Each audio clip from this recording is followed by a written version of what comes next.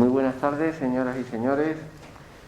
Excelentísimo y reverendísimo don José Ángel Saiz Meneses, arzobispo de Sevilla, señora presidenta del Consejo Social de la Universidad, doña Concha Jordi García, señor rector magnífico de la Universidad Internacional de Andalucía, querido compañero Ignacio, señor presidente decano de la Facultad de Teología San Isidoro de Sevilla, don Manuel Palma, señoras y señores vicerrectoras, vicerrectores, miembros del Consejo de Dirección de las Universidades de Sevilla, de Pablo de Olavide y de Loyola, señor delegado de Pastoral Universitaria y director del Servicio de Asistencia Religiosa de la Universidad de Sevilla, querido Pablo, señora directora académica del Centro de Estudios Universitarios Cardenal Espínola, directores y representantes de los colegios mayores universitarios San Juan Bosco, Hernando Colón, La Luz, Guadaira, Almonte y Alborán, señor hermano mayor de la Hermandad de los Estudiantes, don Jesús Reza, señor hermano mayor de la Hermandad del Valle, don Gonzalo Pérez de Ayala,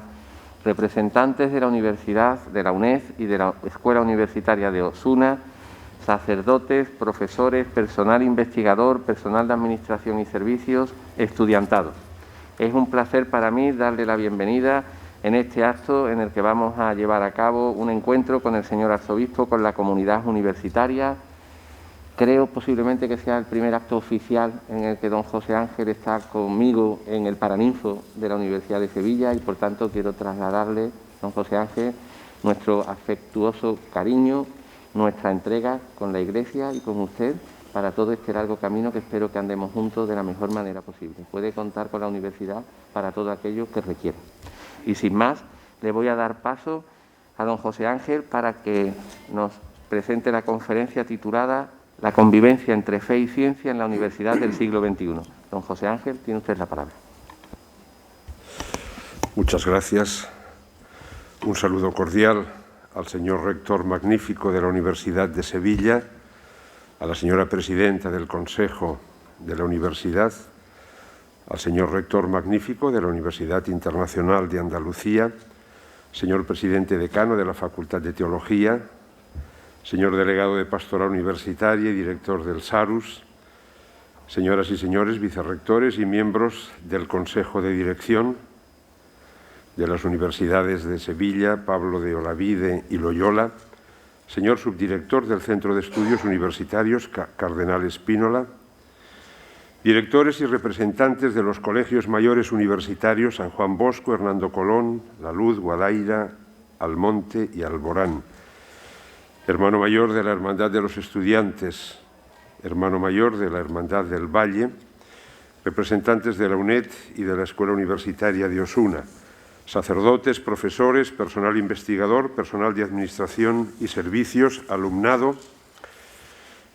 Vuestra invitación para impartir esta ponencia en la Universidad de Sevilla, así como las visitas a este campus y otros campus de la diócesis, me evocan, por un lado, los años de estudiante en Barcelona y, sobre todo, una de mis experiencias más bonitas y gratificantes como sacerdote.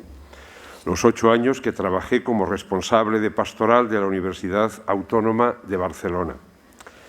Allí tuve la suerte de pasar muchas horas en el campus compartiendo vida e inquietudes con profesores, con alumnos, también con el personal de administración y servicios. Una experiencia que me ratificó en la importancia de la universidad para la sociedad actual, como un lugar no solo donde adquirir conocimiento, sino para recibir una formación integral. Muchas gracias por la invitación. Recuerdo también un momento muy significativo de la Jornada Mundial de la Juventud de 2011, que tuvo lugar en Madrid, cuando el Papa Benedicto XVI mantuvo un encuentro en la Basílica de San Lorenzo del Escorial con los profesores universitarios que participaban en aquella peregrinación. Quizá alguno de los presentes estuvo. Allí recordó su época de profesor universitario y llamó a ir más allá del pragmatismo formativo y a hacer de la universidad una casa donde se desarrolla la investigación de la verdad. El tema sobre el que hoy reflexionaremos es la convivencia de la fe y la ciencia en la universidad del siglo XXI. Y me gustaría empezar con una cuestión que se ha vuelto un tanto polémica en la actualidad, que es la búsqueda de la verdad. La búsqueda de la verdad. Este sería el primer punto. ¿Qué es la verdad? Vivimos en la época de las fake news y de la posverdad. A veces hablar de verdad es considerado como dogmatismo, como algo que nos puede llevar al enfrentamiento.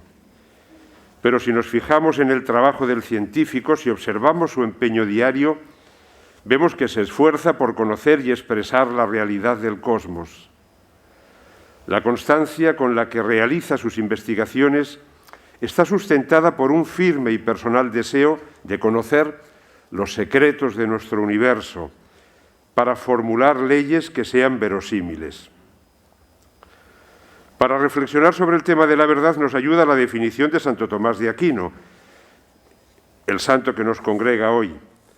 Para Tomás, la verdad es adequatio intellectus et rei, es decir, una creciente adecuación o correspondencia entre la cosa conocida y el concepto producido por el intelecto, entre la noción que tenemos en la mente y la realidad. Esta es una definición dinámica de la verdad, ya que invita a un crecimiento paulatino en la adecuación. Expliquémoslo con un ejemplo. Si nos preguntamos qué es el agua, rápidamente responderemos H2O. ¿Es verdadera esta respuesta? En principio diríamos que sí, ya que cuando analizamos agua destilada encontramos que su composición química consta de una molécula formada por 2 átomos de hidrógeno y 1 de oxígeno. Santo Tomás nos diría que la respuesta es verdadera, ya que la formulación molecular H2O se adecúa a la realidad del agua. Pero también nos diría que siendo verdad, no es toda la verdad, ya que en esta fórmula no se expresan otras muchas cualidades del agua, como por ejemplo que tiene un pequeño momento magnético o que es un gran disolvente. La definición tampoco nos da su temperatura de ebullición y solidificación y otras muchas propiedades. Por tanto, podríamos decir que nuestro conocimiento de un objeto se asemeja a un boceto. El pintor intenta expresar la realidad de una manera pictórica y el científico lo hace utilizando un lenguaje matemático o buscando modelos que describan bien el objeto estudiado. Y así como todo boceto es perfectible y se puede asemejar más y más a la realidad, aunque nunca seremos capaces de pintar toda la vivacidad del objeto retratado, lo mismo pasa con las ciencias. El crecimiento en la investigación nos permite, entre comillas, dibujar mejor la realidad, haciendo que los modelos y fórmulas sean cada vez más verosímiles, aunque sin poder agotar toda la riqueza de la realidad. La realidad siempre puede sorprendernos. Nunca podremos agotar la realidad y por eso hemos de estar siempre abiertos a que nos sorprenda, a aprender de ella. Permitidme un apunte personal. Cuando estuve en la Universidad Autónoma de Barcelona, mi contacto con los profesores de la Facultad de Física, David Jou y el padre Manuel García Doncel, jesuita, me llamaron mucho la atención. Me impresionó ver su empeño por conocer y formular la realidad. Deseaban descubrir las leyes que subyacen a la realidad. En sus artículos querían expresarlas de manera que sus colegas pudieran comprobar la veracidad de sus afirmaciones. En un momento en el que el concepto de verdad está en crisis, creo que los investigadores científicos nos pueden ayudar a reformular este rico y necesario concepto para poder llevar a cabo una búsqueda honesta de la realidad, para devolvernos la confianza de que es posible conocerla de manera certera. El Papa Francisco alaba el trabajo de los científicos que favorece la fe en el conocimiento de la verdad. En la encíclica Lumen Fidei número 25 dice: en la cultura contemporánea se tiende a menudo a aceptar como verdad solo la verdad tecnológica. Es verdad aquello que el hombre consigue construir y medir con su ciencia. Es verdad porque funciona y así hace más cómoda y fácil la vida.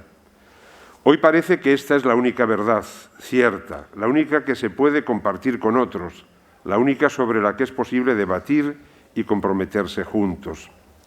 En este mismo documento el Papa anima a creer en la capacidad del hombre para conocer la realidad también en los otros campos y con otras ciencias y saberes. Vamos a pasar a otra pregunta significativa. ¿Una sola ciencia es capaz de captar toda la realidad? La respuesta es negativa. Pensemos en la física, que trata de conocer la realidad en sus leyes más fundamentales y que se esfuerza por expresarla en un lenguaje matemático, de manera que se pueda predecir cómo evolucionará un sistema con el tiempo. La física cada vez podrá conocer más y más aspectos de la realidad, y damos fe de eso en las novedades que se publican en sus revistas especializadas. Pero su metodología no le permite conocerlo todo. Por ejemplo, ¿podemos explicar la mitosis celular desde la física? Parecería que no, aunque una célula esté formada por átomos que sí estudia la física. Desde la física no podemos predecir y explicar el complejísimo proceso de la división celular. La física queda sin palabras ante esa realidad.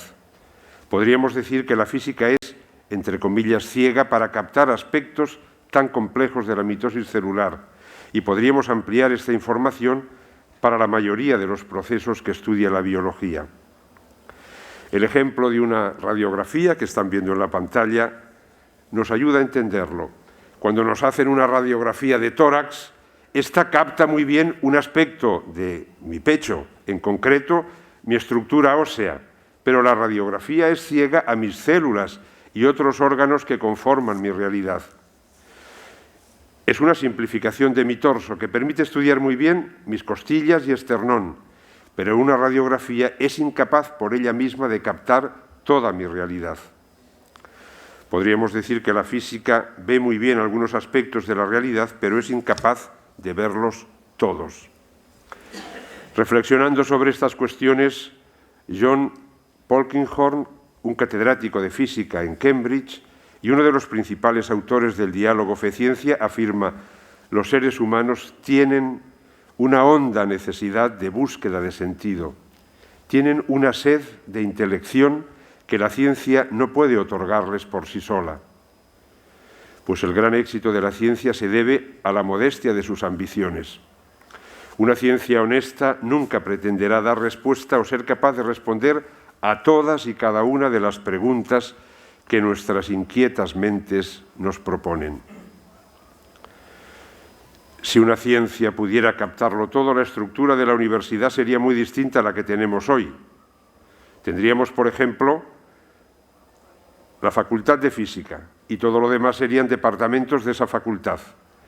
Pero la necesidad de tener distintas aproximaciones a la realidad para conocer más, y el hecho de que sean irreductibles entre ellas, nos lleva a tener un campus con diferentes facultades, y cada facultad tiene su propio método y autonomía. Por tanto, si queremos conocer mejor la realidad, tenemos que realizar distintas aproximaciones a ella con las distintas ciencias. Ahora bien, esto nos lleva a la necesidad del diálogo interdisciplinar, ya que precisamos de las distintas aproximaciones para tener un conocimiento más complexivo y sistemático de la realidad. El hecho de estar bajo el paraguas de una misma universidad favorece el diálogo y la posibilidad de ir más allá de una especialidad concreta. Hasta ahora hemos hablado de las ciencias experimentales, pero ahora nos preguntamos por la capacidad para captar la realidad desde los estudios humanísticos y las artes. ¿Cuál es la capacidad de captar la realidad que tiene el poeta, el músico, el pintor, el escultor, el director de cine? Es verdad que se puede definir el arte de muchas maneras, pero también hay una corriente para la que el artista es como un profeta, una persona que es capaz de expresar aquello que sentimos, que vivimos, que experimentamos, pero que nos cuesta mucho expresar. Permitidme dos ejemplos. En primer lugar, el cine de Andrei Tarkovsky, nacido el 4 de abril de 1932 en Rusia, fallecido en diciembre del 86 en París. Fue un director de cine, actor, poeta y escritor en tiempos de la Unión Soviética. Es considerado como uno de los más importantes e influyentes autores del cine ruso y uno de los más grandes de la historia del cine. Su película Andrei Rublev está basada en la vida de Andrei Rublev, pintor de iconos ruso del siglo XV.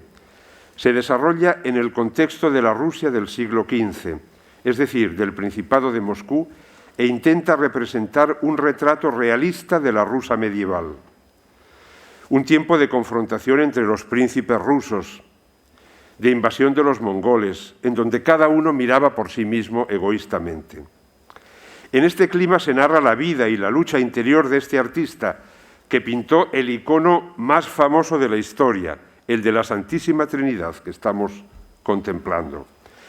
Una de las tesis de la película sobre su vida es que este icono se hizo tan famoso en Rusia y se reprodujo tantas veces porque el autor supo captar y sintetizar en un cuadro el deseo del pueblo ruso de aquella época, un anhelo de fraternidad y reconciliación. En definitiva, vemos en Andrei Rublev un pintor que sabe expresar el deseo colectivo de una época, y un director de cine, Tarkovsky, que sabe expresar la vivencia de aquella época agitada. Un segundo ejemplo es el pintor Edvard Munch, un pintor y grabador noruego. Sus obras sobre la angustia influyeron profundamente en el expresionismo alemán de comienzos del siglo XX.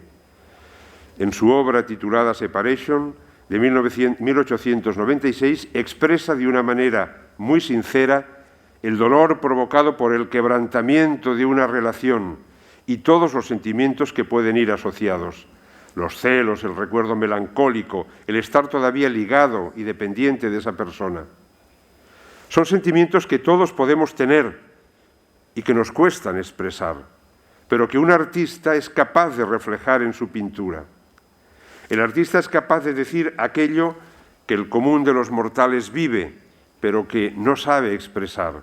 Ahora bien, cuando el común de los mortales ve la obra, se siente reflejado en ella. Y si nos preguntamos ahora por el papel de los estudios humanistas, como la filosofía y la teología, también con ellos podemos aprehender la realidad. Estas disciplinas se hacen las preguntas más profundas y fundamentales sobre el mundo y sobre el ser humano. ¿De dónde proviene todo? ¿Hacia dónde vamos? ¿Tiene un sentido nuestro universo? ¿Qué es conocer? ¿Qué es el ser humano? ¿Cómo se tiene que vivir para realizarse? ¿Qué es el amor, la solidaridad, la honradez? Estas disciplinas son también muy necesarias, ya que sus preguntas no encuentran respuestas en las disciplinas técnicas. Todas las preguntas de tipo ético que nos hacemos sobre aplicaciones técnicas en muchos campos, como los de la medicina, la ecología, la investigación con seres humanos, precisan también de una reflexión filosófica y teológica. A veces nos hace falta perder el miedo y adentrarnos en el rico pensamiento que nos han legado los filósofos y los teólogos. El mundo científico y tecnológico necesita entablar un sincero diálogo con los pensadores, con los filósofos y teólogos más reconocidos. Del mismo modo que la filosofía y la teología no pueden pensar el mundo de hoy sin las intuiciones y las investigaciones más destacadas del conocimiento científico. Pasamos al punto tercero, la teología y el diálogo con las ciencias. Hagamos ahora un pequeño repaso histórico de la relación fe y ciencia. En el origen de las universidades europeas siempre ha existido una facultad de teología, como lugar donde se reflexiona sobre la fe. También ha sido así en la Universidad de Sevilla, según mis datos. Espero que sean precisos. Cuando se fundó a principios del siglo XVI, estaba formada por las siguientes cátedras: Artes, Lógica, Filosofía, Teología, Derecho Canónico y Civil, tal y como se lee en la bula del Papa Julio II. La universidad se concebía como el lugar donde se reúne todo el saber humano y tenía una pretensión de crear un corpus de conocimiento global gracias al diálogo entre las distintas cátedras.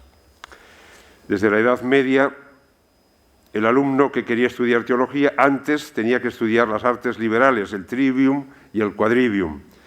Eso significaba estudiar astronomía, aritmética y geometría, entre otras disciplinas.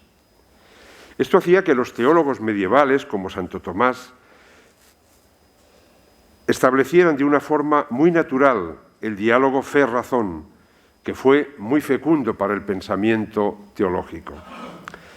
Con el advenimiento de las nuevas ciencias a partir del siglo XVII, la universidad va creciendo con nuevas metodologías aportadas por esas nuevas ciencias que van naciendo y desarrollándose: física, química, geología, biología, psicología y todas las demás. Llegamos a una época y a un episodio histórico controvertido, el caso Galileo. Es un tema muy interesante y complejo que solo podemos tratar muy tangencialmente. Con los descubrimientos que Galileo publica en su obra Sidereus Nuncius, se produce un cambio radical en la manera de entender el cosmos, produciéndose una auténtica debacle de la metafísica aristotélica. Sus descubrimientos astronómicos ponían en tela de juicio la comprensión del mundo griego que reinó durante casi 2000 años. El conflicto, que inicialmente era de tipo metafísico, paulatinamente se trasladó al campo de la interpretación de la Biblia, ya que por primera vez en la historia el mundo del conocimiento científico difería del mundo de la Biblia. Esto llevó a una importante pregunta: ¿cómo interpretar los textos bíblicos que nos hablan del cosmos? Por ejemplo, el famoso relato de la creación del mundo en 6 días del libro del Génesis, con el que se abre la Biblia. La clave de la respuesta se ofreció hace más de 1 siglo y medio y consiste en que la inspiración bíblica tiene lugar para aquellos temas que versan, que afectan a nuestra salvación. Buscar una respuesta científica en los textos sagrados es hacer una lectura inadecuada de los mismos. Por otra parte, el estudio de los géneros literarios aplicados a la Biblia, que se realizan durante el siglo XIX, también ayudó notablemente a su correcta comprensión. A finales del siglo XIX, la teología ya no forma parte de las universidades españolas, al contrario de otros países como Alemania, Austria o Bélgica, donde todavía hoy existe una facultad de teología incluso en las universidades civiles. Esto empobreció a la teología en España, ya que la teología siempre gana en vigor y en desarrollo cuando dialoga con la cultura de cada época. El siglo XX se ha caracterizado por un fuerte incremento del diálogo entre fe y ciencia. La filosofía de la ciencia ha ayudado mucho a este renovado entendimiento. Este diálogo se ha producido especialmente en las universidades del ámbito anglosajón, aunque desde hace unas décadas también hay destacados pensadores en el ámbito español. Uno de los grandes promotores de esta nueva etapa ha sido el Papa San Juan Pablo II, que vemos en la imagen con Stephen Hawking, que fue miembro de la Pontificia Academia de las Ciencias del Vaticano desde finales de los 70. Podemos encontrar fotos de Hawking con San Pablo II, San Pablo VI, San Juan Pablo II, el Papa Benedicto y el Papa Francisco.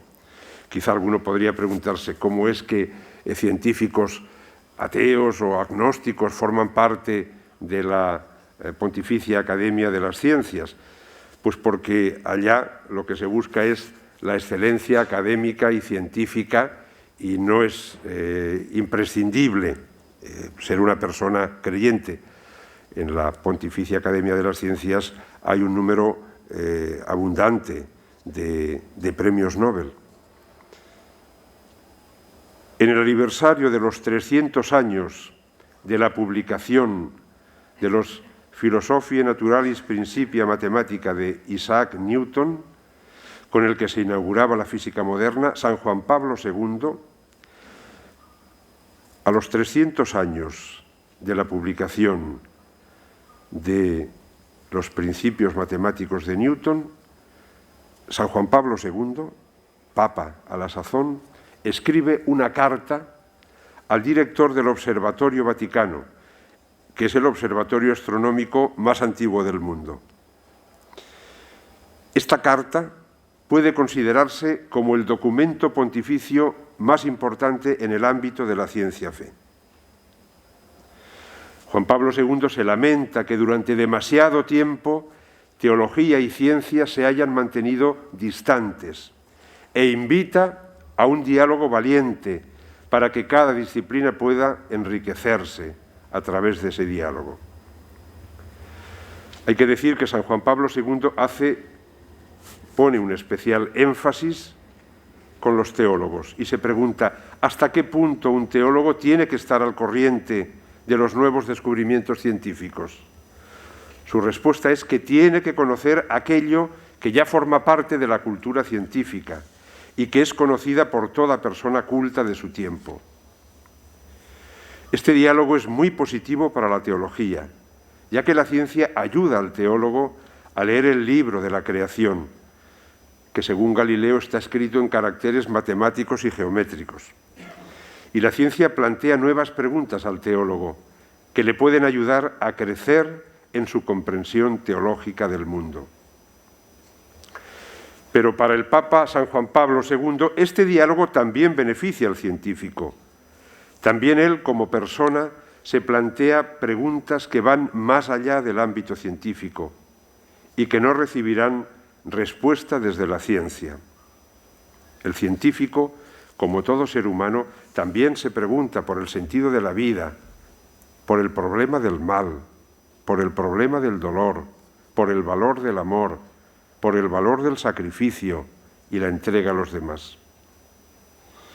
Además, la ciencia también presenta lo que algunos autores denominan como metacuestiones, es decir, preguntas que se plantean en el ámbito de la ciencia, pero que su respuesta está en el campo de la filosofía. Por ejemplo, ¿por qué nuestro cosmos es matemáticamente expresable? ¿O cómo explicar el principio por el que las constantes del universo parecen estar finamente calibradas para que pueda existir la vida sobre la base del carbono? El científico, en su quehacer, también se plantea preguntas de ámbito ético y el método científico no le puede ofrecer una respuesta. Así, las múltiples preguntas de tipo biomédico, medioambientales, de respeto a la dignidad de los seres humanos, de las demás criaturas y ecosistemas y la globalidad del planeta Tierra. Bien, llegamos a las conclusiones. Este tema, que a mí me planteó el bravo delegado de Pastoral Universitaria, es inmenso y profundísimo, que requiere un seminario o varios años asistiendo a asignaturas troncales incluso.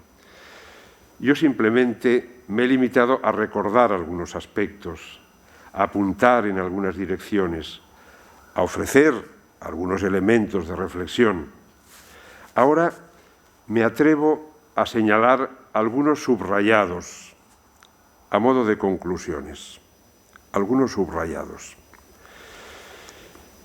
Primera conclusión. La universidad del siglo XXI está llamada a propiciar una fecunda convivencia entre la ciencia y la fe. La universidad del siglo XXI está llamada a propiciar una fecunda convivencia entre la ciencia y la fe. Para muchos autores que trabajan en este ámbito nos encontramos en el mejor momento de la historia del diálogo ciencia-fe. Estas cosas son opinables, pero hay muchos autores que piensan que estamos en el mejor momento. Es preciso dar por superados los antiguos desencuentros y aprender de ellos. El Papa Francisco quiere que la actitud de la Iglesia sea una actitud en salida, que se traduce por una Iglesia que de manera amable sale al encuentro de los hombres y mujeres de nuestra época. Vivimos en una sociedad que es plural, con una gran variedad de ideas y de propuestas de entender la vida. Es esta sociedad plural con la que tenemos y debemos dialogar. La Iglesia actual no sueña ni añora una situación de cristiandad que ya no existe. Amamos la sociedad que nos toca vivir y el tiempo que nos toca vivir y aportamos nuestro grano de arena para hacerla más humana y más atenta a los pequeños y a los descartados. Por otro lado, también deben superarse ciertos tics anticlericales y ciertas visiones de la Iglesia que pertenecen también a tiempos pasados, y todos situarnos en una nueva perspectiva. Esta sería la conclusión, la principal conclusión, que se va desglosando. En segundo lugar, una tarea irrenunciable para la Iglesia sigue siendo la síntesis entre fe y razón. Una tarea irrenunciable para la Iglesia sigue siendo, en el siglo XXI, la síntesis entre fe y razón. La fe y la razón son como las dos alas con las cuales el espíritu humano se eleva hacia la contemplación de la verdad. Esta frase, con la que se inicia la encíclica Fides et Ratio de San Juan Pablo II, es una síntesis de su contenido central, la cuestión de la verdad, que es la cuestión fundamental de la vida y la historia de la humanidad. San Juan Pablo II, que antes de ser obispo y papa era profesor y su ámbito era la filosofía y la ética, San Juan Pablo II defiende la capacidad de la razón humana para conocer la verdad. Por eso la fe, la razón y la ciencia pueden encontrar su unidad profunda. Fe, razón, ciencia en unidad profunda. Esta responsabilidad, que nace de la misma revelación, se pone de relieve de un modo particular desde la creación de los monasterios en Europa, que son una expresión de esta realidad. Con sus bibliotecas y escuelas, los monjes hacen vida la síntesis entre la fe y la razón. No es difícil entrever el germen de las universidades actuales en aquellos monasterios, con sus escuelas y con sus bibliotecas. Tercera conclusión: estar atentos a la búsqueda del sentido de la vida. Hay un libro de los que a mí me han marcado más a lo largo de mi vida, de Viktor Frankl, El hombre en busca de sentido, psiquiatra vienés, preso en Auschwitz, y su experiencia es que allá la grandísima mayoría de presos en Auschwitz, en el campo de concentración, murieron. Las condiciones materiales a las que eran sometidos eran para que hubiesen muerto el 100%. Pero hubo algunos que sobrevivieron, un tanto por ciento, porque tenían proyectos profesionales que querían acabar de completar, que la guerra los había interrumpido, y eso les daba fuerza para seguir adelante. Otro grupo mayor era porque había seres queridos que les esperaban, y esos lazos de afecto, de amor, les daban fuerza para seguir adelante. Y el grupo mayor era personas que tenían fe, y esa fe les ayudó a resistir todas las adversidades y a seguir vivos. El tema del sentido de la vida, aunque los Monty Python hacen su película simpática, es una cuestión nuclear y fundamental.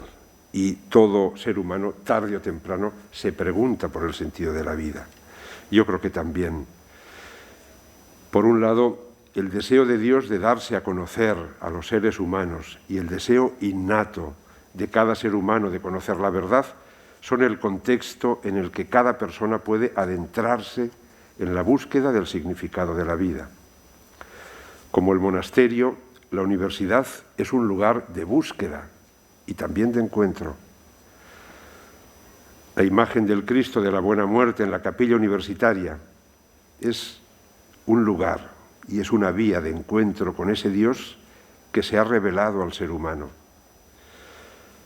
A través de la hermandad de los estudiantes, muchos jóvenes descubren la raíz de la vida cristiana y la comunión, que les enseña que ese camino lo lleva adelante en la cercanía de un pueblo que es fraternidad, que es hermandad. San Agustín también es un autor de referencia para mí y las confesiones en un momento dado en mi juventud me impactaron mucho. Nos hiciste, Señor, para ti y nuestro corazón está inquieto hasta que descansa en ti. Nuestro corazón está inquieto hasta que descansa en Dios. Dios es vida y cada criatura tiende a la vida.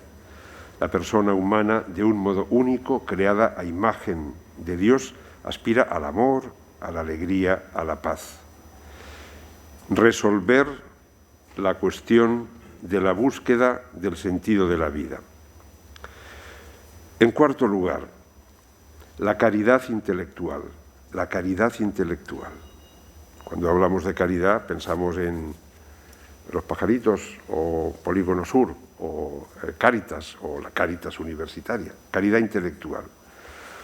Los jóvenes continúan necesitando auténticos maestros, personas abiertas a la verdad en las diferentes ramas del saber, sabiendo escuchar y viviendo en su propio interior ese diálogo interdisciplinar. Personas convencidas, sobre todo, de la capacidad humana de avanzar en el camino hacia la alegría del conocimiento. La urgencia educativa, la emergencia educativa fue plasmada por el Papa Benedicto XVI en el principio de la caridad intelectual. Este aspecto de la caridad intelectual se dirige especialmente a los docentes, a quienes invita a reconocer que la responsabilidad de conducir a los jóvenes hasta el conocimiento de la verdad es en realidad un acto de caridad, un acto de amor. No solo es caridad y amor dar de comer al hambriento, dar de beber al sediento, dar posada al peregrino, es también ayudar a los jóvenes, conducirlos hasta el conocimiento de la verdad. En este sentido, él ponía de relieve tres claves fundamentales. En primer lugar, la alegría del encuentro con la verdad, la unidad del conocimiento frente a la fragmentación que surge cuando la razón se aparta del horizonte de la verdad. En segundo lugar, la atención a las necesidades de los más necesitados, también en el ámbito universitario. Por último, el testimonio de los profesores, siendo, con su vida, testigos de esperanza, dando razón de la esperanza que llena sus vidas, viviendo la verdad que proponen a los estudiantes. En quinto lugar, diálogo más allá del aislamiento. Diálogo más allá del aislamiento. La vivencia de la esperanza lleva a salir del aislamiento, a encontrarse y a entrar en diálogo con los otros.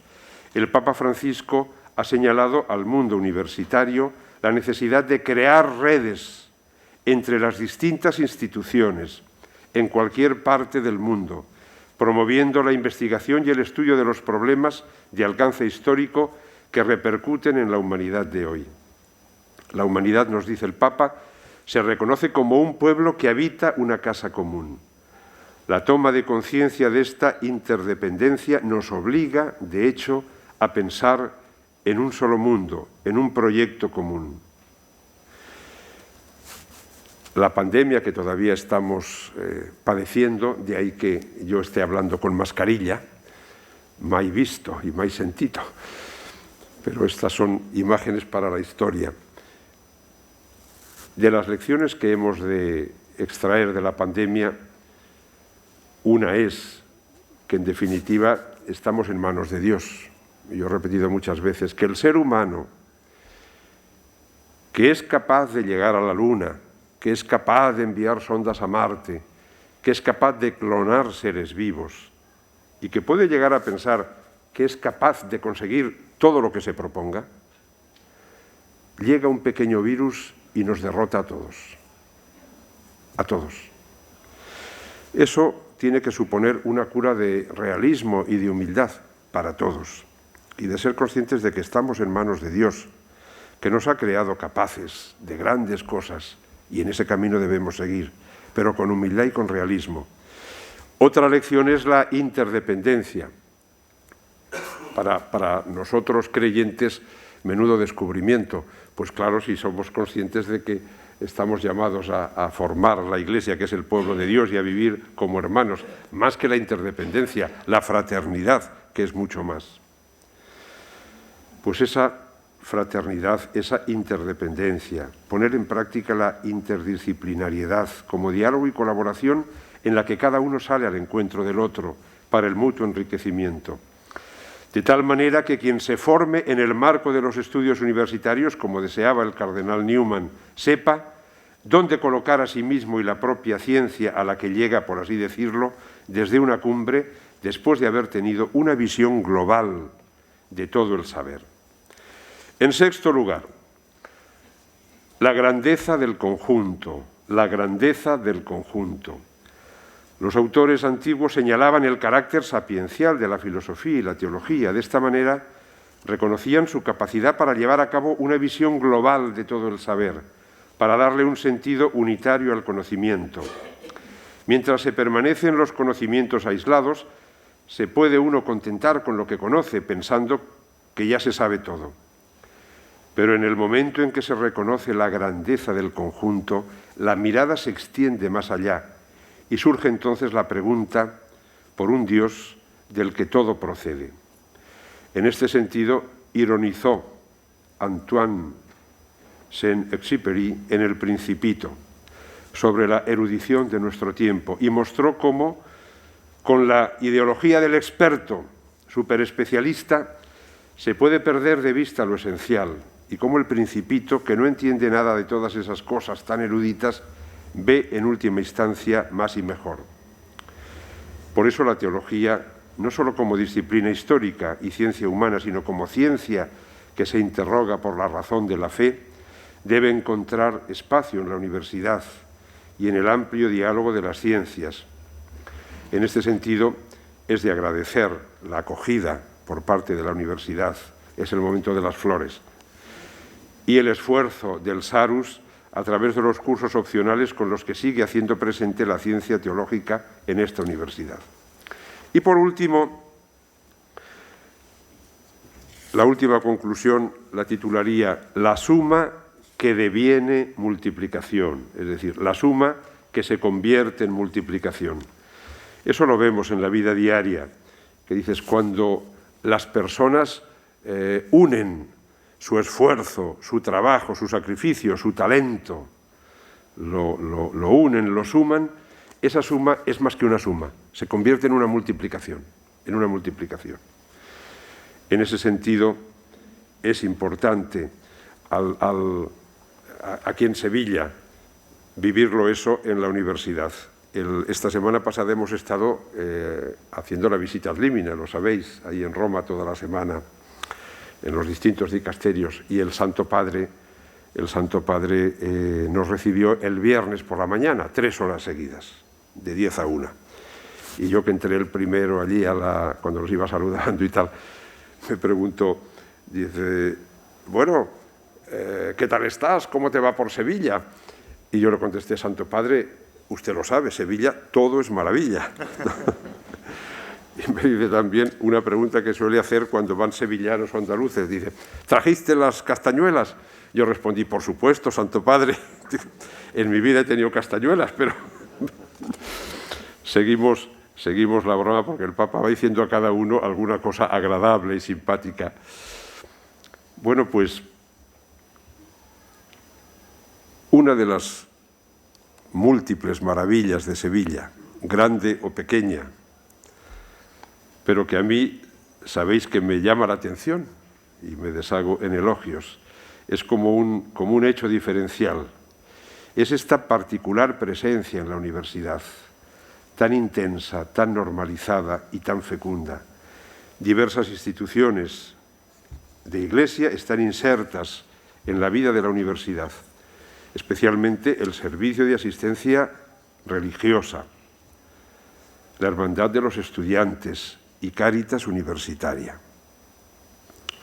Como pastor de esta Iglesia que camina en Sevilla, agradezco en primer lugar la amplitud de miras de la Universidad de Sevilla y otras universidades de nuestro entorno por acoger con normalidad estas instituciones, y también agradezco vuestra misión en uno de los ámbitos más importantes de nuestra archidiócesis, donde tantas personas esperan también una palabra de aliento y de sentido que les lleve a Dios, que les lleve al encuentro de los demás.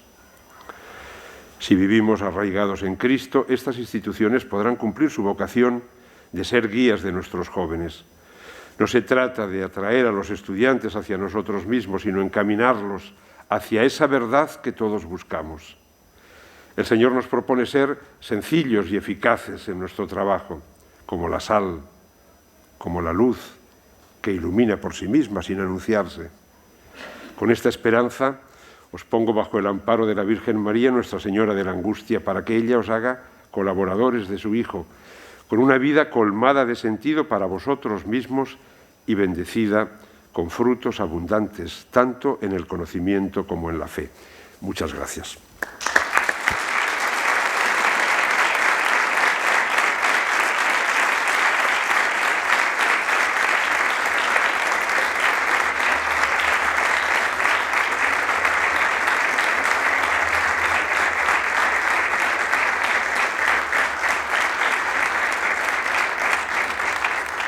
Muchísimas gracias, don José Ángel. Tendríamos cabida para alguna pregunta, si quisiera alguno de los presentes realizar.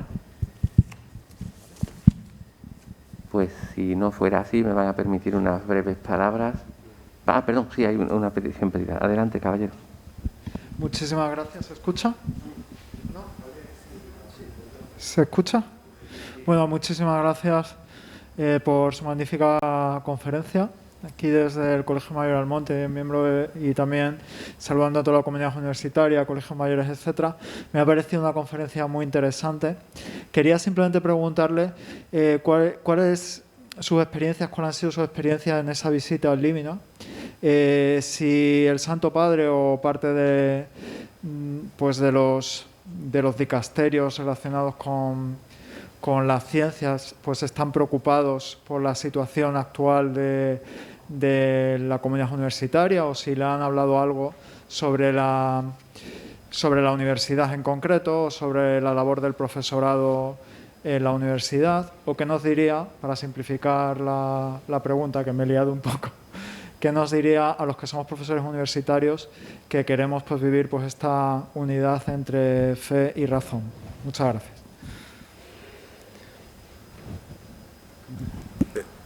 Es un poco amplio también, pero en primer lugar la visita ad Límina ha sido un regalo del Señor, una gracia de Dios, y todos los obispos de las provincias eclesiásticas de Granada, Sevilla y Mérida, Badajoz, hemos vuelto muy contentos. No es que las expectativas fueran bajas, pero se han superado con creces. Aunque en una semana hay que concentrarlo todo, claro, en los dicasterios, reuniones de hora y media lo sumo, 2. ¿Qué se puede allá? Bueno, pues compartir alguna vivencia, algún problema, escuchar también alguna orientación. Un elemento importante de la visita ha sido, al menos a mí me ha parecido, yo es la tercera, con Juan Pablo II fue la primera, el año 14 con Papa Francisco la segunda, y esta la tercera. A mí me ha parecido que había como un tono un poco más pastoral en los dicasterios, es decir, que allí los diálogos y sobre todo el speak final que hacía el presidente de la congregación o del dicasterio, sobre todo algunos se veía un tono muy pastoral, muy sacerdotal. En eso hemos vuelto contentos. No es aquello que vas allí y te dicen lo que tienes que hacer. Dicen, no, aquí de obispo a obispo pues compartimos las realidades, ¿no? La visión de Roma, que es más católica, más universal, y la visión local que cada uno aporta. Eso ha sido muy positivo. Después, el encuentro con el Santo Padre, sobre todo, claro, no puedo explicar yo las cosas, y en 3 horas, imagínate, allí se habló, no de todo, pero de casi todo, de muchas cosas, muchas cosas. El Santo Padre sobre todo nos dijo, yo lo encontré muy lícido, muy claro, muy firme en la doctrina, y a la vez nos dijo que fuéramos humanos y cercanos y y que actuáramos, que consideráramos con misericordia las personas y las situaciones humanas. Y él iba explicando también experiencias suyas. En ese sentido, pues ha sido muy fructífera la visita, porque la visita es peregrinar a los sepulcros de San Pedro y San Pablo, esa coordinación con y esa información con los dicasterios, y luego el encuentro con el Santo Padre, sucesor de San Pedro, de los obispos, sucesores de los apóstoles, en un ejercicio, en una expresión y en un crecimiento y dinamización de la comunión eclesial, de la colegialidad, de la sinodalidad, que es la palabra que se usa ahora, que ya sabéis que es lo que añade es esa dimensión dinámica. Comunión es estar unidos profundamente, participando de la comunión, de la unidad intratrinitaria, y vivirlo eso a nivel de Iglesia. Pues la sinodalidad quiere decir todo eso, vivirlo en camino, de una forma dinámica, no estática. Bueno, pues para todo eso ha sido un crecimiento. De Sevilla ha venido una peregrinación de laicos y laicas de 50 personas, que yo creo que es la única diócesis de la que ha habido, porque tenemos aquí un bravo delegado de peregrinaciones que se empeñó y lo consiguió. Y por allí pudieron saludar al Papa el miércoles y muy bien, fue todo precioso, muy bonito. Cuando estuvimos en el Dicasterio de Educación Católica salieron problemáticas, tampoco hubo nada específico sobre lo que tú preguntas. Yo lo que sí te diría desde la experiencia mía, pues cuando estuve de responsable de pastoral de la Universidad Autónoma, que allí era una situación un poquito distinta. Mejor no entramos en detalles, pero que para mí fue una experiencia preciosa. Claro, más allá, un poco más contracorriente, porque yo pensaba, de los ferrocarriles de la Generalitat bajaban, allí había como unos 35.000 estudiantes y unos 5.000 profesores y personal no docente. Yo veía riadas de estudiantes que bajaban y decía, Señor, ¿cómo los evangelizo a estos? Porque no es tan sencillo, claro. Antiguamente en las misiones populares, amenazando con los novísimos y con el peligro de condenarse, ir al infierno para toda la eternidad, allí confesaba todo el mundo. Pero ahora ya no es el caso ese ni el planteamiento pastoral. Y claro, en plan fundamentalista tampoco te puedes poner, porque si tú vas allá y le dices, hermano, conviértete, abre tu corazón a Cristo, conviértete, Cristo te salva, Cristo... te dirá, mira, a mí ya me va bien como estoy, ir a salvar a otros, ¿no? Es decir, hay que establecer unos puentes a través del sentido de la vida, hay unos elementos para poder establecer puentes y conectar con esas personas que a lo mejor no creen en nada, y no vale con las fórmulas antiguas, ¿no? Pero bueno, resumiendo, yo os diría, profesores universitarios, buscad la excelencia, huid de la mediocridad. Buscad la excelencia, cada uno en su lugar, en su disciplina. Buscar la excelencia, desarrollar los talentos que el Señor os ha dado. Aprovechad todas las posibilidades, todas las oportunidades, que son tantas hoy día, tantos medios y tantas posibilidades, si comparamos con eso, con siglos pasados. Vivid en armonía y en comunión y en fraternidad la comunidad de profesores y de docentes. Vivir esas actitudes también de familia universitaria, que tiene un encargo importante. Fijaos que cuando se organizan los gobiernos, esto lo he dicho, salió por la tele una vez allí, que me entrevistaron en la conferencia episcopal, dices, gobierno central, pues normalmente, ¿qué hay? Presidente, una vicepresidencia política, siempre, y muchas veces una vicepresidencia económica. ¿Y eso por qué? Hombre, pues porque la economía es muy importante, evidentemente.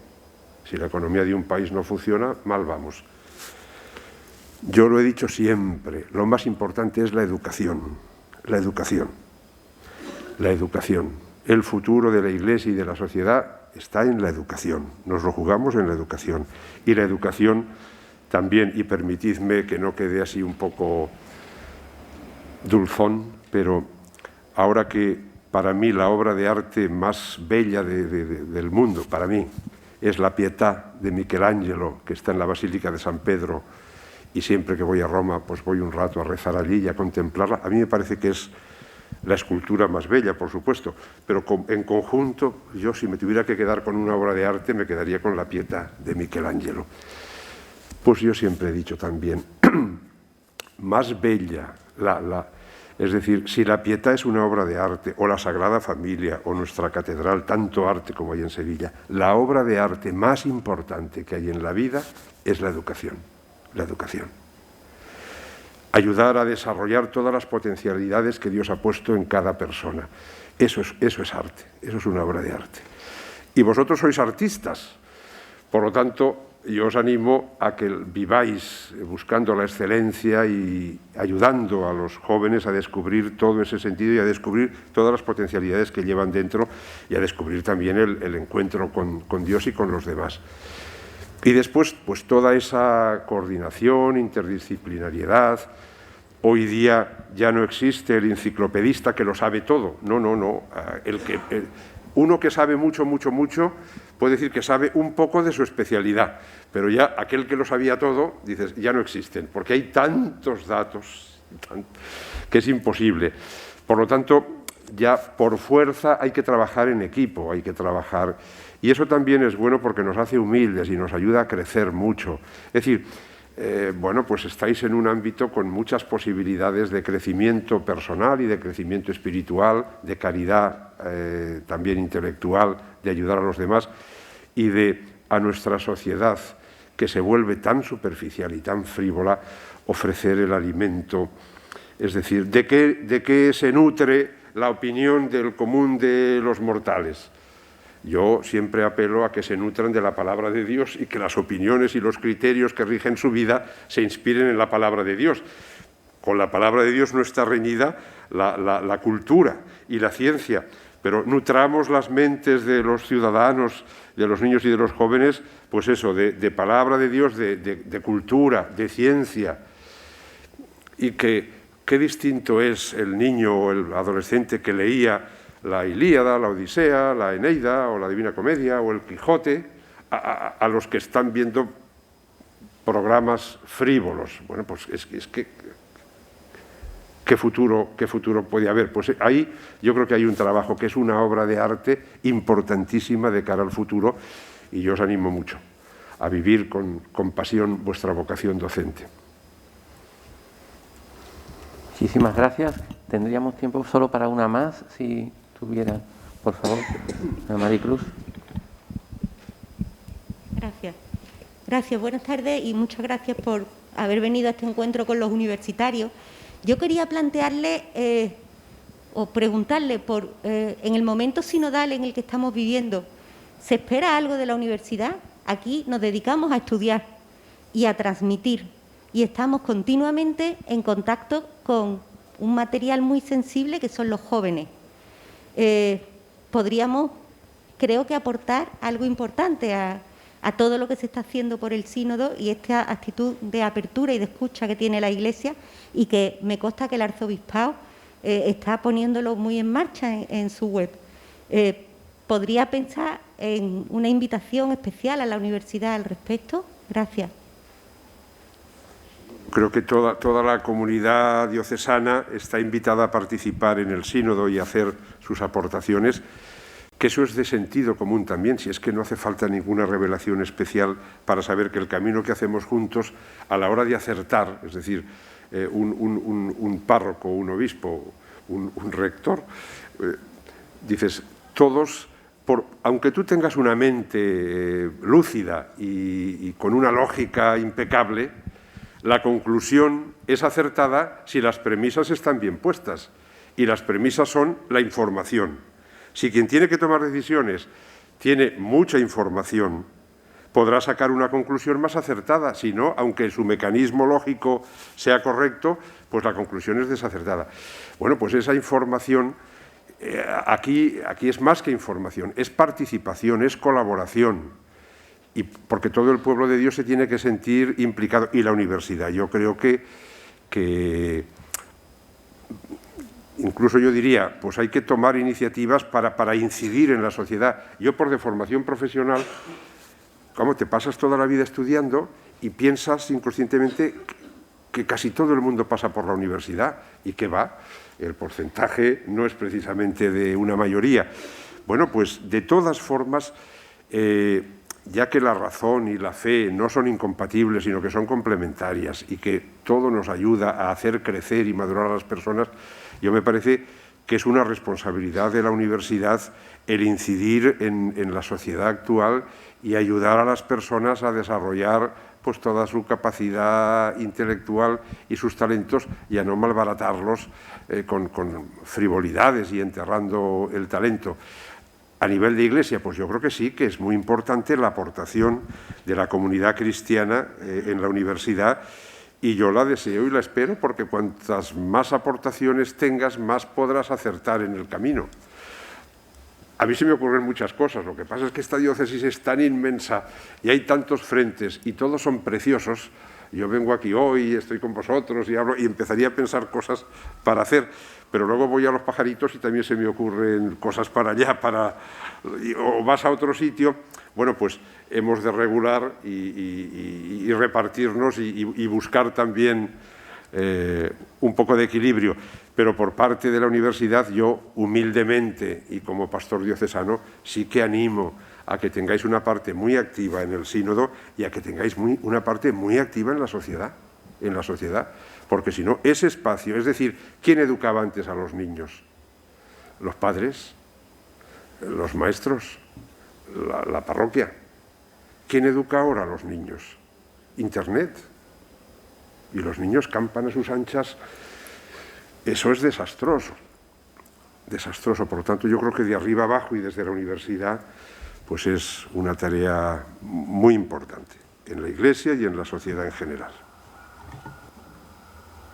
Muchísimas gracias. Bueno, siendo ya avanzada la hora y teniendo a continuación la sesión del Triduo de la Santísima Virgen, me van a permitir que termine, don José Ángel, con unas breves palabras en las que le traslade la satisfacción que es para nosotros haber tenido tu palabra, tu expresión y tu conferencia, nada más y nada menos que en nuestro Paraninfo, en la sala más noble de nuestra centenaria institución, Paraninfo, que viene del griego y que se usaba para aquel amigo de los novios que preparaba todo aquello necesario para celebrar sus bodas. Y por eso, en nuestra tradición universitaria, lo trasladamos en el significado de que el estudiante es aquel enamorado de la sabiduría y de la verdad que viene con gozo a su encuentro en estos sitios, en este el más noble, donde se halla y donde reside tanto la sabiduría como la verdad.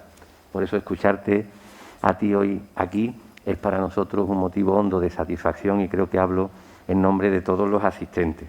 Y además quisiera, don José Ángel, expresar, aunque lo ha comentado en su intervención, pero que muestra los caracteres propios de los universitarios, no en vano, nos has expresado tu formación universitaria y sobre todo tu responsabilidad como delegado de la pastoral universitaria en la Universidad Autónoma de Barcelona, donde me consta que has dejado un buen trabajo realizado y por compañeros de allá siempre te mostraste muy cercano al mundo universitario y a las maneras universitarias.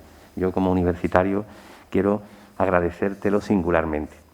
Y quisiera sacar a modo de conclusión personal, de manera humilde, en relación con el tema principal de la conferencia de don José Ángel, quisiera traer las palabras de Juan Pablo II, que él también ha traído, cuando decía: no hay motivo de competitividad alguna entre la razón y la fe. Una está dentro de la otra y cada una tiene su propio espacio de realización. Y en la misma línea, el Papa Francisco insistía en que este encuentro entre razón y fe debe realizarse con una mirada abierta a la interdependencia y al compartir desde el respeto. Y por eso aquí, don José Ángel, en la Universidad de Sevilla, que hoy acogemos con esta ilusión y con este agradecimiento tu palabra, quisiera expresar desde aquí, desde la Universidad de Sevilla, tan estrechamente unida a la Iglesia desde su fundación en 1505, por el ilustre canónigo maese Rodrigo Fernández de Santaella, que siempre nos hemos caracterizado por ser una institución académica abierta, en la que, desde el respeto a los valores democráticos, hemos dado cabida a todos aquellos que buscan el conocimiento crítico, el crecimiento integral de la persona y la pasión por la verdad. Y es que nuestra Constitución española define nuestra nación como aconfesional y promueve la colaboración respetuosa con la Iglesia Católica y con el resto de confesiones con notable arraigo, en su artículo 16. Por eso quiero traer palabras que se expresaron con motivo del pregón universitario del año 2016, cuando se decía, y abro comillas, aconfesionalidad no es laicismo, y por tanto la Universidad de Sevilla también desde su aconfesionalidad procura, junto a las otras libertades, la libertad ideológica, religiosa y de culto de los miembros de la comunidad universitaria, como llevamos haciendo desde hace muchos años, desde nuestro querido servicio de asistencia religiosa, nuestro SARUS, manteniendo las consiguientes relaciones de cooperación tanto con la Iglesia Católica como con las demás confesiones religiosas. Y por eso manifiesto con absoluta convicción que tu palabra hoy encaja como un guante en una mano en esta sala paraninfo de nuestra centenaria universidad. Muchísimas gracias, don José Ángel. Con profundo agradecimiento y respeto quisiera terminar, estando aquí en sede universitaria, con las palabras del rector Unamuno cuando decía: la santa duda, el taladro de la duda, es la madre de la fe verdadera. Muchísimas gracias a todos por su atención.